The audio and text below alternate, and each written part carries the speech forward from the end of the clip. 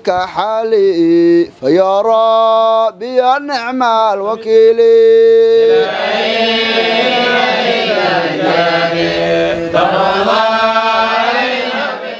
kulan lagu soo dhaweynayay Sheekh Cabdiwahaab Sheekh Maxamed Cali Yar iyo qaar kamid ah xigtiisa oo xaalad dalka dib ugu soo laabtay ayaa maanta lagu qabtay xarunta Mawlac Raxma oo ku yaala xaafadda jaamacadda Muqdisho ee degmada Darkiiley Sheekh Cabdiwahaab iyo qaar kamid ah xigtiisa iyo hooyadiisa ayaa dhawaan u ambabaxay magaalooyinka barakeysan Makka iyo Madiinatul Munawwara si ay halkaas ugu soo cibaadaystaan isla markaana u soo gudtaan acmaasha xajka oo kamid ah shanta tiir ee Islaamka Sheekh Cabdiwahaab iyo qaar kamid ah xirtiisa oo xalay saqdi dhexe ka soo degay garoonka diyaaradaha ee Aadan Cade ee magaalada Muqdisho kulankaas soo dhaweynta oo goobjoog ahaayeen mashaayiqiin waaweyn macallimiin iyo maadixiin kuwa goobta ku akhrinayeen qasiidooyin ammaan ah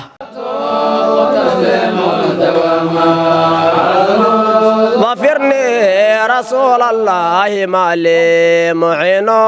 سواك في البرايا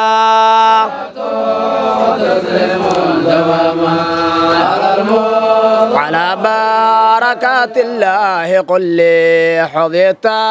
فلا ترجو سوايا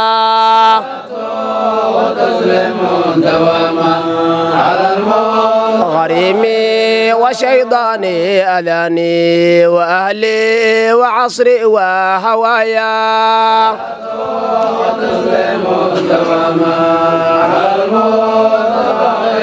فقير لجود ذا عمير بفضلك قل هاك حبايا محمد يا رسول الله صلى محمد يا رسول الله صلى عليك وسلم المولى محمد محمد يا رسول الله صلى الله عليك وسلم المولى محمد intaas kadib waxa goobta ka hadlay Sheekh Cismaan Garweyne isagoo ka shakeeyay goobihi kala duwan oo soo maray Sheekh Cabdiwahaab subhanahu wa ta'ala rahmadiis oo shaamilada ah laga helo weeye xaayalay qofka markii Ilaahay uu ku soo celiyo beedka Ilaahay wuxuu noqonayaa ka yawmi waladati ummihi maalintii hooyadiis dhalaysay sidii dambalaan u ahaa ayuu ku imaanayaa marka qofkii noocaas ahaa marka qofkii la fariistana maqfuur buu noqonayaa man jaa ma'a maqbuul fa huwa maqbuul nin la aqbalay ninkii la socdana maqbuul uu noqonayaa marka saa darteedii jalsadan waa jalsooyinka Ilaahay subhanahu wa ta'ala aad iyo aad marka aan ugu rajaynayno qabuul weyn in laga helo ayaan rajaynaynaa maxaa yeelay wuxuu soo gutay waajib من واجبات الله سبحانه وتعالى واجبات إلهي واجب كمذا يسوقتي ورقني وجوينا وأركان الإسلام كمذا يسوقتي أصدقي جماعة هجامنا يي والدكي وهجامنا يي لما أنتودي ماله أماكنتي بركة سند بإلهي سبحانه وتعالى وافجيي حبيبك إلهي بسوز زيارتي روضي بكسو تكدي حبيبكي صاحبينكيسو soo salaamay qabuurihii baqiic oo habeen kasta nabiga kaleey salaatu wasalaam uu u dheelman jiray ayuu soo ziyaartay wuxuu soo ziyaartay sayyidu shuhada Sayyid Hamza ayuu soo ziyaartay iyo masaajidii Masjidul Quba qiblateen intii kala amaakintii barakaysaneed Madiina iyo xawaaleenkeeda hadda soo ziyaartay كدب هذا وسوق قدبي كعبة مصرفة وسوق قدبي هل كاسو إلهي سبحانه وتعالى مدبضا وكعابد هي إلا موسم كي لقصو قاره يوم التروية أما مالنت سديدة لقصو قاره هل كاسو فديي إلهي وكعابد هي sidoo kale waxa goobta ka hadlay macallin Maxamed Rijaal oo kamid ah macallimiintii goobta ku sugnayd isagoo goobta ka soo jeediyay kelmad soo dhaweyn ah weynena إلهي وحن كرجينا حجيسي حج بركيسنا إلهي ونخدوه أنا إلهي سبحانه وتعالى ونوقصه وحجك إلهي بركيسنا إلهي أنا ونجيه شيخنا حجيسي حج مبروغه بركيسنا إلهي وخدوه إلهي سبحانه وتعالى مجلس كان مجلس كله سهود دم بدافه ودم بدافه عن كلا تغنى والصغد إلهي نغمر إلهي نغدوه قبل waxa كلمة دعاء goobta ka soo jeediyay Shariif Sidow اللهم أحفظنا من جميع البلاء اللهم أحفظنا من جميع البلاء وقل ما أهلك من شر الأعداء وكهج الحمراء من شر ما خلق بين الأرض والسماء وبحق يا تمغيث يا شمغيث يا مضيشث يا كهج وكهج يا رباه يا سيداه يا مالكاه يا غاية رغبته يا الله يا الله يا الله يا غياث المستغيثين يا أمان الخائفين يا مجيب الدعوات يا قضاء الحاجات استجب دعاءنا بحق آدم صفي الله وبحق نوح نبي الله وبحق إبراهيم خليل الله وبحق موسى كلم الله وبحق عيسى روح الله وبحق محمد رسول الله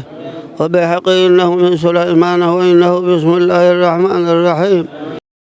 xarunta moolcan oo gacanta ku haya sheekh cabdiwahaab sheekh maxamed cali yare isla markaana uu ku aqriyo kutubo aad u fara badan ayaa waxa lagu baraa ardayda cilmiga kuwa halkan lagu baro culumta diiniga qaybeeda kala duwan. ugu dambeyn waxaa goobta ka hadlay sheekh cabdiwahaab sheekh maxamed cali yare isagoon u mahad celiyay una duciyay dhammaan dadkii goobta isugu yimid. mahaddaas ilaaha iska leh kadib axbaabtii علماء الدينكي أشرافتي أهل بيتكي خير كبرنا مركان بحين النسويتين هاد النسودوين أيضا أمهات علينا إلهي وحان كبر إني وضن كينو إلهي دجيو برواقي إلهي سيو مسلم كبير بجوغ إلهي قوي وكردقو أيان إلهي كعبدي سان كصابر إني مقامات كي صامر إن إلهي كبر ييني وضن كان أصد عيني إلهي ألا أنها أقبله تا أنا قد دعيسنا أنا أقبله تي مسلم كأصد دين الله أنا أقبله تي أحباب تأصد دين الله أنا أقبله المؤمنين تا اسكو إمات ماشا وح لقى شيكين كرم أهين intaas maxabada ilaahay iyo waajibka inay gutaan ay isugu imaadeen boqolaal ka sii badan oo kumaan kun oo u sii maxabaysanaa jirto ilaahay waxaan ka baryaynaa xajkan xajkiisii inay wax badan oo ka sii badan ilaahay uu nagu kulmiyo meesha axbaabtana soo dhaweysay iyo axbaabta qalbiga meesha ku haysay ee xirta iyo muslimiinta iyo dhan ilaahay uu meesha wada geeyo aan ilaahay ka baryaynaa insha Allah مقاماتكي خير خلق الله إلهي كبري جري نبي الله إبراهيم إلهي كبري جري يعني إلهي نرسو كلمي وأذن في الناس بالحج يأتوك رجالا وعلى كل ضامر يأتينا من كل فج عميق إلهي أجري لن كستبوا على سكاء إماضي خلق من خلق الله يسكو إماضي وحل حساب كرماهين نوال بمرادك مكملة خيره الله قارسي انت حنوس الله نو داوي انت عافمات قبت عافماتك الله وزيادي انت محبه دين الله وفر دين نافع الله نوضسي حرتي وحبرنيسي خيرك السعود كل نافع الله نوضي اللهم ربنا آتنا في الدنيا حسنة وفي الآخرة حسنة وقنا عذاب النار ربنا آمنا بما أنزلته واتبعنا الرسول فاكتبنا مع الشاهدين ربنا ما خلقت هذا باطلا سبحانك فقنا عذاب النار للنبي ساد الورى آله والأولياء ربي على ضعف الأولياء وسغاث الفقراء ضهموا للأتقياء ربي على ضعف الأتقياء صل يا ربي على ضهموا للأتقياء. محمد الدني سلام تي في مقدشو.